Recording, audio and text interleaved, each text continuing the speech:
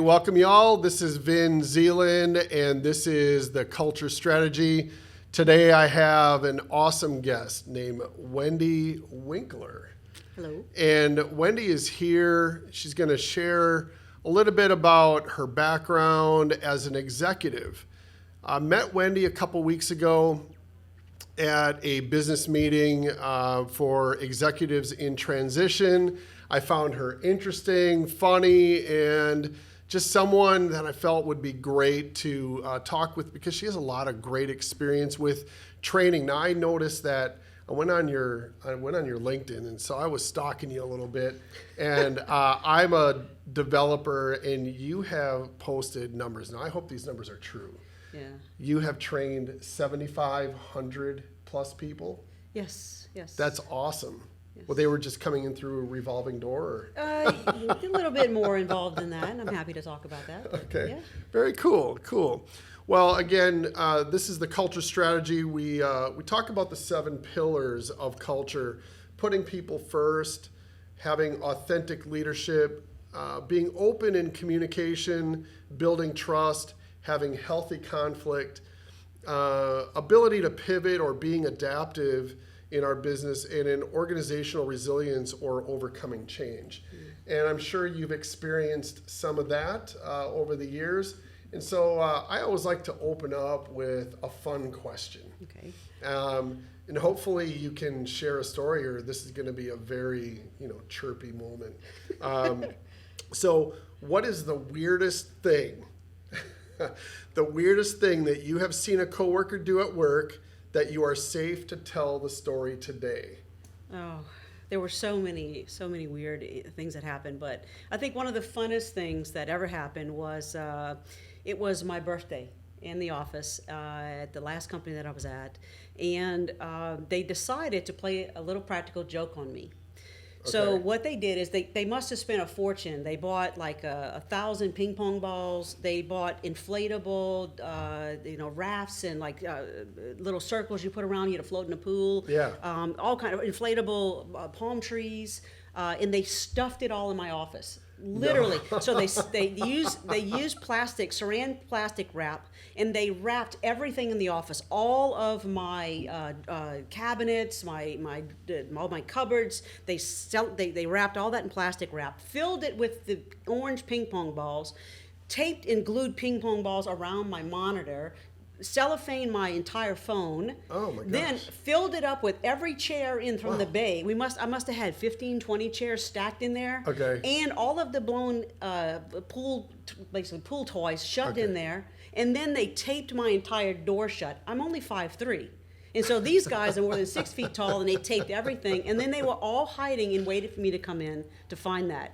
And it was absolutely like, and I had a call. I had a call to get on, and I'm not in my office. And no. They're all, and I'm like, what do I do? And then I can hear all the laughing in the office. So yeah, that was probably the funniest thing. And the guy who led it, we're still good friends today, but it was pretty funny to walk in to see that and take pictures. And I had blow up toys. I was handing them out as door prizes. Everyone had an inflatable toy in their desk for weeks, and it was really, really funny thing for the whole summer. That is so funny. So just so you all know, this is not scripted. Wendy had no idea that I was going to ask her that question, and I had no idea what kind of react. And that is a good story. I love stories, and I love good senses of humor. People who are fun, who like to have fun at work. I could go on for hours about some of the funny things that I've seen and seen other people do at work. But the pranks have to be non-harming, right? Correct. It was all in good faith, good fun. I had a blast with it. Like I said, I handed out these little blow-up animals, monkeys, and beach balls, and everyone had one, and we could see people playing in the halls with them. So it ended up being fun for months. That's awesome. Awesome. Very cool. And nobody was harmed? Nobody was harmed. What did you do with all the I was a little late for the meeting, though. Oh, what did you do with all the ping pong balls? It's funny because we, as part of one thing I love is to have fun in the office, and we were actually, we purchased a ping pong table for the team. And that ping pong table was in the hallway, and the ping pong balls were used for the ping pong table. So we actually had like a lifetime supply of ping pong balls because I had so many, literally cases of them everywhere. That's so funny. That's awesome. Somebody had a lot of money to blow. Apparently, That's I awesome. felt pretty proud. Like they spent some money on me. All right. So I always ask my guests, this one question, and everybody has a different answer. But I think the point is we're driving to help businesses, help business leaders understand the point of culture and how people perceive it. So why does culture matter? From your perspective, your former role as a senior vice president, why does culture matter to you, or why should it matter to anyone who's a leader? That's a great question. To me, culture, I've heard a previous guest say it's the glue, it's the foundation of a company. It reflects the values, the mission, and the beliefs of the company. Culture sort of sets the tone.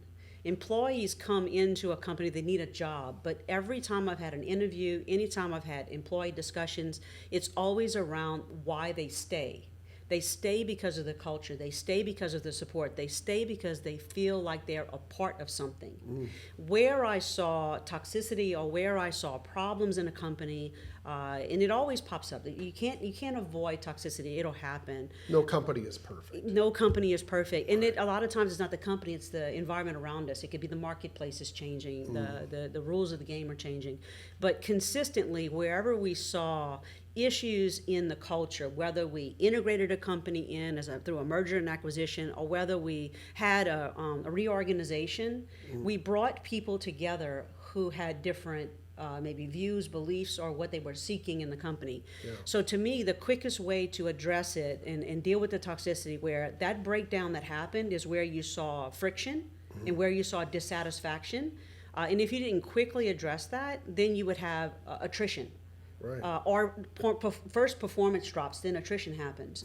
So to me, culture is the baseline by which a company should really onboard employees, measure their employees, monitor their employees, and reinforce with the employees what makes them happy, what makes this culture unique. Right. Because the employees really gravitate toward cultures they feel like they make a difference, they're a part of, and they fit in. Right. To me, it's the most important thing. It's kind of like a teenager that's coming up in a family, and if there's always fighting and if there's always drama or something like that, they'll be like, you know what, I'm gonna just go hang out with my other family, my extended family, my friends who have parents that don't fight, right? Absolutely. They'll go there and have their dinner, watch TV, or play games, or participate somewhere else. And so you brought up a good point about attrition. People come in, they took the job because they trusted the manager who hired them. They interviewed well, and the manager seemed to have interviewed well as well. But then something sometimes changes, right? Where a manager kind of isn't that person that they interviewed with, and then something goes wrong. And I've had a lot of those. So with that in mind, what was the best work culture that you worked in, and why did it work? I know you kind of touched on it, but let's take a little deeper dive on that.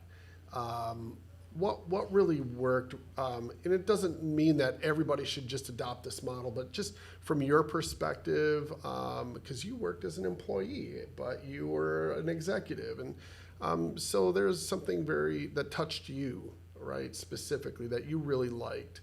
You told your story, but let's do a deeper dive on what really makes culture happen well.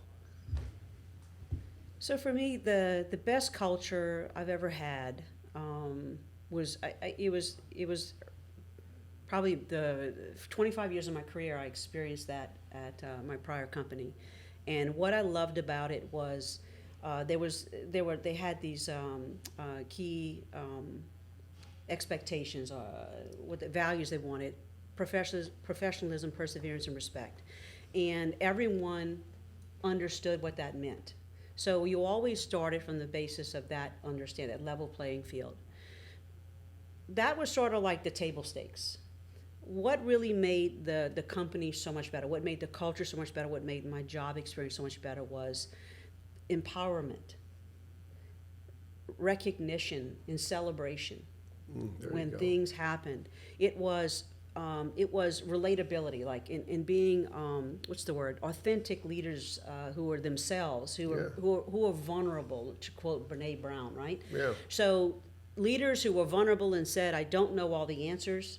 That I felt that was empowering to me as an employee, to my team, where I was able to elicit their support and help in solving some of these problems. Yeah. So that really, to me, created the best culture, which had the highest retention, which had the highest engagement and outcomes for the company, where everyone understood what they were a part of. They felt respected and valued. They had fun. We celebrated when things went well. There were, of course, when things didn't go well, we had conversations, but they were never mean. It was Right. always about what could we have done differently about this. So there was respectful. There's that respect again, right? Perseverance. We just never gave up. We kept trying to find better solutions. So for me, that's what was.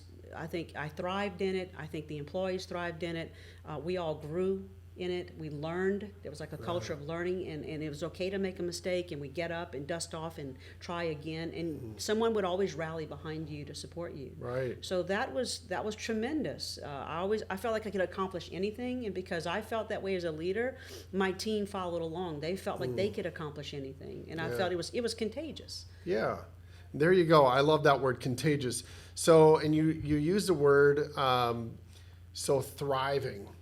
And you want people to thrive. You want to cultivate those relationships. You want to empower people, right? I like in business like a garden. Nobody really likes gardening, except it's necessary, right? It's something we have to do. We have to go to work. But like when I go to work, I want to enjoy what I do, right? I want to thrive. I don't just want to survive in the place. It's just an existence, and we're finding that a lot of the environment is all about survival mode versus that thriving. And I appreciate you bringing that up because as a leader, it's really important to know that you care about the people that are under you. And I'm not accusing managers or leaders of not caring because of course, you carry a heavy load, but it's being conscientious, right? It's being aware. It's being mindful of others. And you mentioned authentic leadership, which is really important. Being authentic or genuine is huge, and I appreciate you walking us through that. So here's something that.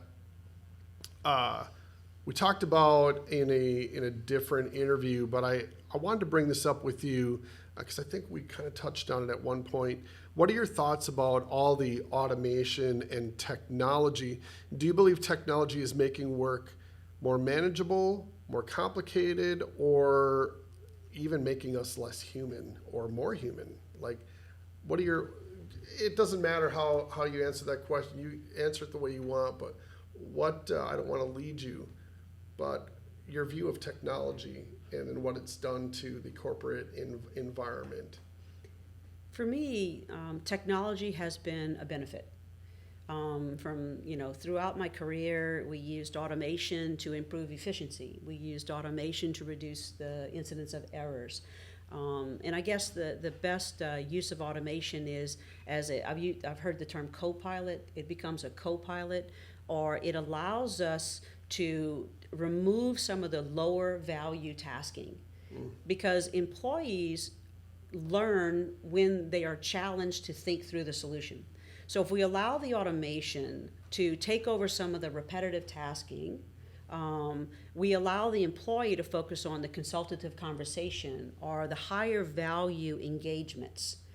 Right. That's where I see automation providing us with improvements in how Awesome. we do our job, how we achieve our job, and elevating employees to the jobs that I think they thrive at, using that word again, and that they actually want to do. They want to make a difference. I can't see how an employee can sit behind a desk and run reports and feel like they're making a difference. The difference occurs when they engage in conversation with the stakeholders who actually utilize the information.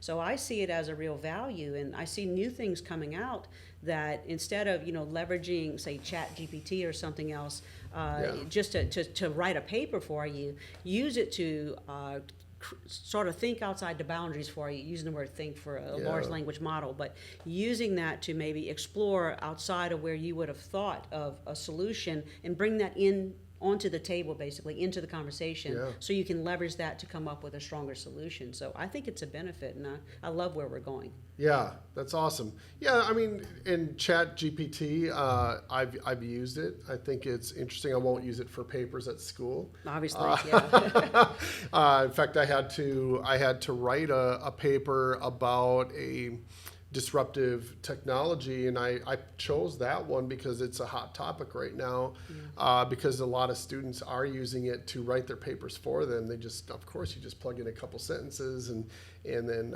hit send, and it creates this, and then do you have to cite it? And there's all kinds of nuances behind it, and I think it's a helpful tool, but it does take away that thinking brain that we as humans need to sharpen our axe, right? We need to sharpen our brain.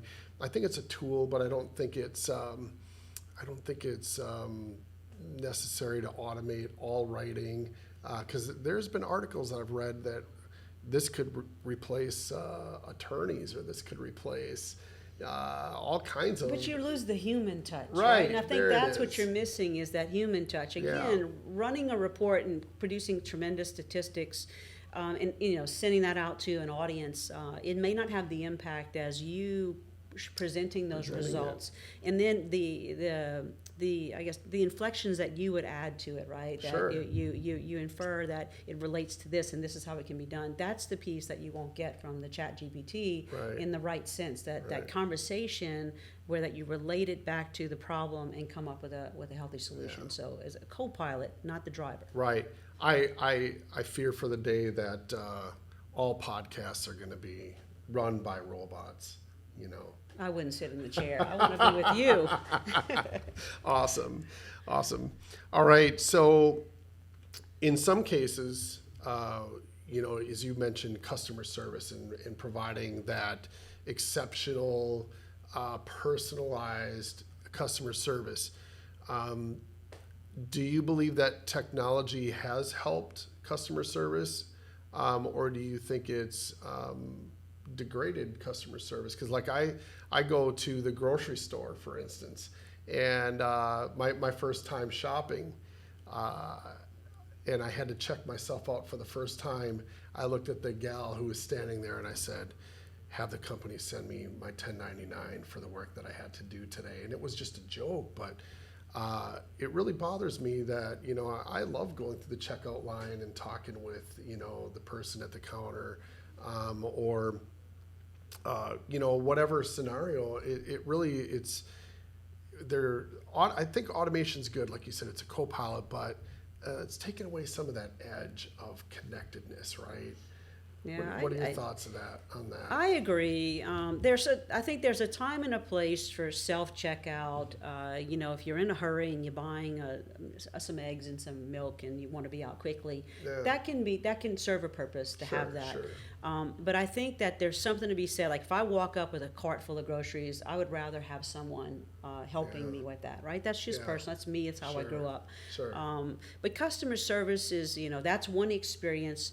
But the positive side of customer service, having some automation, is maybe you collect better information up front, so that when you get a representative, they've got an idea how to start the conversation, so that you're starting at a point of common understanding. So maybe they're filling out a form or answering a few questions. That automation that actually makes the conversation more efficient would be helpful. Yeah. But to totally take away the human element, I think that's not the right way to go. And I think what's going to happen, like a pendulum, businesses are going to see, I can automate all these people out, but I think eventually they'll come back down because they'll lose customers. because there are people who want to have that connection. There are people who want to have the conversation. It does offer a segment of opportunity for those people to work. So I think Absolutely. that there's areas where automation can make complete sense. If I want to buy some tickets, I can maybe go online and buy Sure, them. But when sure. it comes to certain experiences, I like to talk to humans, and Yeah. I'm going to seek them out. Right. Yeah. So I've traveled the country and I've done mergers and acquisitions. So I got to see firsthand how automation has taken away some of that high touch, that human touch. And it's interesting because you talked about people leaving. I've seen it. I've seen numbers drop, with automation. So where do we find that balance, right? So I appreciate you talking us through that. So if you, this is a good question. Okay. All right. If you could return to a company you left, what advice would you give former leaders when it comes to, because you left for a reason, right? So what kind of advice would you give them? You don't have to name names, you don't have to name the company, but if you were to give them advice on what would you do to help them out? That's a great question. Before I left one of the companies, I got a certification in coaching, and that was mainly because I wanted to be a better leader. So by learning the coaching process and techniques, I felt that I could be a more effective leader. So I would give the advice that coaching employees for success is valuable. I think we often confuse the term of coaching. That could be you had a meeting and maybe it didn't go well, and then someone gives you some coaching advice. Next time, be more prepared. That's not coaching. Coaching is maybe asking, how did you think that went? What could you have done differently? Maybe did you engage with the audience to understand their perception of the meeting? Allowing the employee to go through the full experience. So to me, leveraging coaching, it's one thing to go through training to become a leader, and it's quite what's the word I want to use? Transactional. You do some exercises, and then you go out and you try them out. But it's not just the training; it's about the implementation. So as the new leaders and as the employees learning these skills, how are you following up to make sure they truly understood them and they're getting the greatest benefit from them? So leveraging coaching and asking good questions and being curious about the employees' learning and experience goes a long way. I think we like to make assumptions because we want to be quick, but those assumptions could be wrong, and we're losing an opportunity to learn. Yeah, we're kind of automating ourselves, right?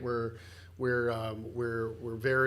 kind of pigeonhole people, or we look down this one, But it makes sense. I mean, you have companies where when the economic times are down, you start cutting costs. Your quickest way to cut costs is to cut employees. Right. It's just unfortunate. It's just the easier thing rather than maybe cutting some other expenses. But we will cut employees. Sure. That means more work gets pushed to the employees who have remained behind. For sure. So that then pushes them to have to produce more output, whatever that is, whether that's leadership or widgets.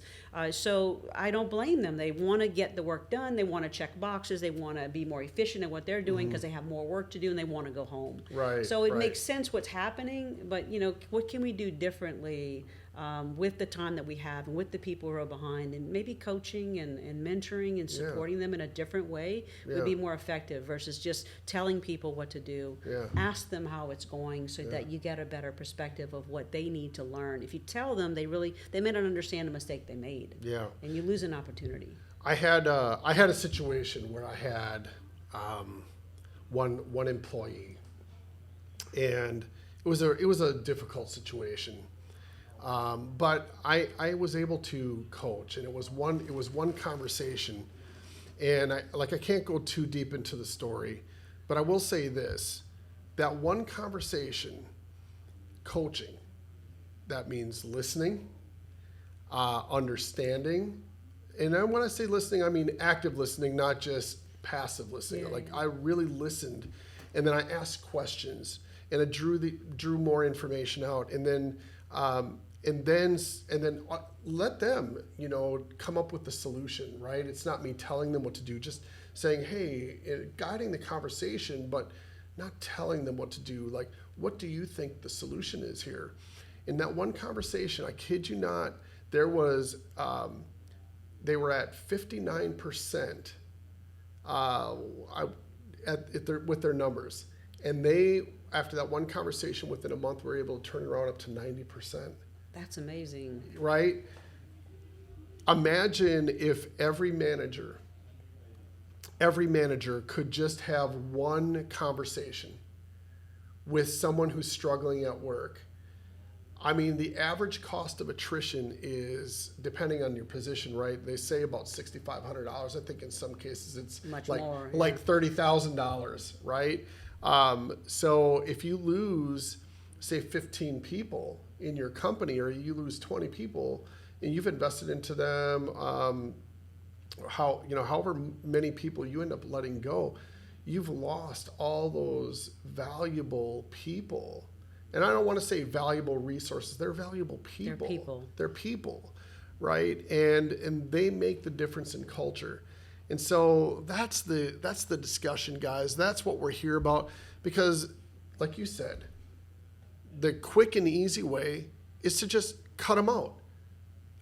Shut them down, get rid of them, riff them, whatever you want to call them. Riffing, what is it? Reduction in force, Yes. So we do this reduction in force. We've wasted all this time and all this money, and then we have to go and recruit a whole bunch of new people later on when business is good. Yeah. When you could just maybe take a closer look, see where you can repurpose them, right? Absolutely. I think you talked about that earlier. What talents there? Everyone has talents, and maybe we're underutilizing their talents, and there's someone else might be desperately needing them. To Sure. me, before you off-ramp someone, you look for other opportunities. Mm-hmm. Now, I understand if you're in significant dire trouble, then you need to make tough decisions. Right. But before, you should be reviewing with other leaders that, hey, I have to make a reduction, but I have these talents in my organization. Can anyone use them? To me, Right. that's a better use of the time and the talent before you make that decision that you have to rip For them. sure. And the thing is, and I want to make this point, when you riff somebody, you're not just riffing for the bottom line for the sake of the budget. You're riffing people who have lives, who want to earn a living, who want to perform, who want to do well. And they came to your company because that's the job they chose, because they connected for some reason. They want to do that job, right? So is it smart to just bypass all that? I mean, is it more expensive? I mean, you're a manager, you've hired people. Is it more expensive to send them off into a different part of the company, or is it more expensive to riff them? Definitely the RIF. The RIF will be more costly because it has a negative impact on all the employees left behind. Mm-hmm. You have potential negative impact to your customers if they bonded with that employee, especially if they were customer facing. You possibly had to change the quality of the work that you're delivering because maybe you lost someone and it's going to take a while for someone else to fill that void. Sure. It's better to have them in the company somewhere else where you can tap into that competence, even if they're in another department, than to lose that completely. So I would choose to repurpose them before I would riff. Yeah, I agree. Wendy, you're an amazing conversationalist. I really appreciate your time. Yeah, absolutely. So a little less nervous now? Yes, absolutely. You All made me right. feel great. I want to bring you back. Thank you. Absolutely. You definitely bring just a really cool edge as a senior leader and someone who understands coaching, because I think that's a really different mindset, right? Going from being a boss to a coach. Coaching takes more effort and it takes more time, and results take a little bit more sinking in because the employee has to think through it. But in the end, what you get is such a better output for everyone. The employee's thriving, the company's thriving, Yeah. And they feel like they've achieved something, and they have, because they're the ones who made it happen. You were just enabling them. That's right. And it takes what? One conversation.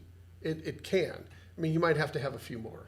sometimes. Absolutely, but you start the conversation and you plant the seed of thought and let them take it from there. Right. They'll do so much more than you've ever imagined. Absolutely. Well, Wendy, I appreciate your time.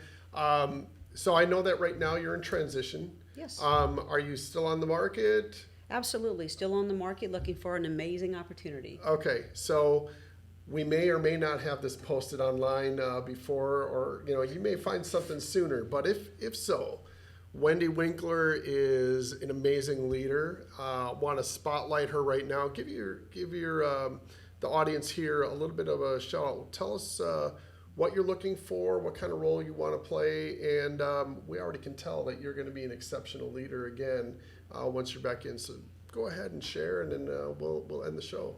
Yeah, thank you. So I have over 25 years of operational delivery in telecommunications. I've led organizations. You mentioned training. I had a project management office where we had a training center. So we walked hundreds and hundreds and thousands of people through, sitting in our chairs, learning how to do their job, build cell sites. So that's where the training came in, is construction managers, engineers, etc. So I'm looking for an opportunity to help another company, whether that's in construction, whether that's in project management. I've kind of done it all. All right. And operations is what I do, so I really love it. I thrive there as well. That's awesome. All right. Well, this is Vin Zeeland with the Cuture Strategy. I want to thank you for taking the time. Wendy, again, thank you for your time. Such a pleasure. Thank you. And we look forward to talking with more guests. If you're interested in being interviewed, if you're an executive, a coach, a leader, a thought leader, you could be a professor, an artist, an author. We're always looking to engage people who want to make a difference and help others thrive versus survive. This is Vin Zeeland, connecting your business with culture, and we'll see you again soon.